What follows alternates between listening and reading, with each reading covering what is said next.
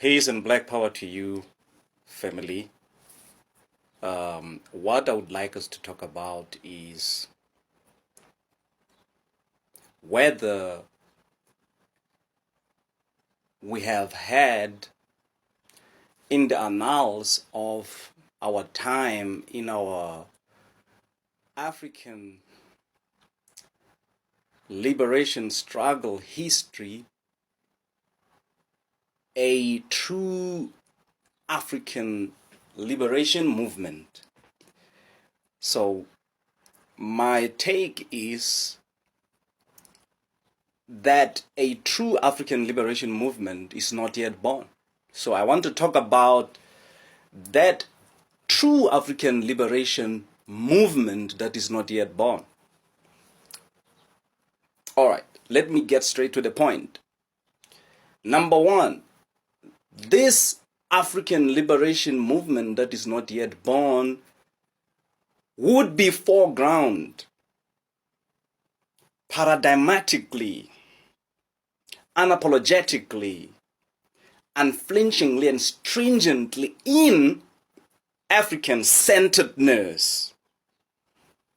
Number two, this movement would not only be making symptomatic references to what's plaguing the African existence with dysfunctionality, but this movement will also be going to the root to expose the African consciousness falsifying and dislocating foreign epistemological content in helping African people cleanse themselves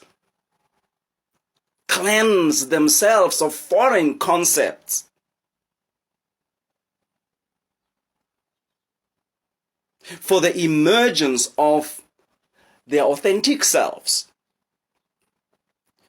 So African-centered restorative knowledge content will be invoked in this movement as a fighting tool and instrument of our ascension to power as African people.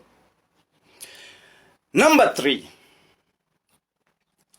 this movement shall invoke African people's true political status, and that is our status as natives and rightful owners to the land with the right to establish government that we want on the land we are indigenous to, based on our cultures and shared values, to establish our own educational and economic institutions based on the idea of redemptive African cooperative economy with institutional autonomy and sovereignty. So whatever system that would be established would be a system that encapsulates values and principles that the African-centered paradigm is conveyed in. So we give recourse to our culture and normative systems to establish any other system. So this movement shall not be a political party. You have political parties, and none of them has become and will not a liberation movement for African people. And they are just incapable of becoming that, and I'll tell you why. This movement that is not yet born, that I'm talking about here, shall not be a political party. So African-centered sovereignty makes Black African unity a peremptory requirement. So, and as such, this movement shall view the political party system as founded and flourishing in a climate of disunity. So there must be disunity as a precondition for parties to exist, because parties are given that lease of life and the latitude and the climate for their legitimacy by a state or condition of dissensions and disunity. So without that, parties won't have legitimacy to exist. So the existence of political parties is therefore to proliferate disunity among already fragmented African people, and further that this partisan system weakens resistance and aborts African people's right to correct and authentic unity, freedom, and independence in all areas of people activity. Number 4, this movement shall seek to explain sovereignty away from other sovereignties and present it from an African-centered worldview to the African world as African-centered sovereignty.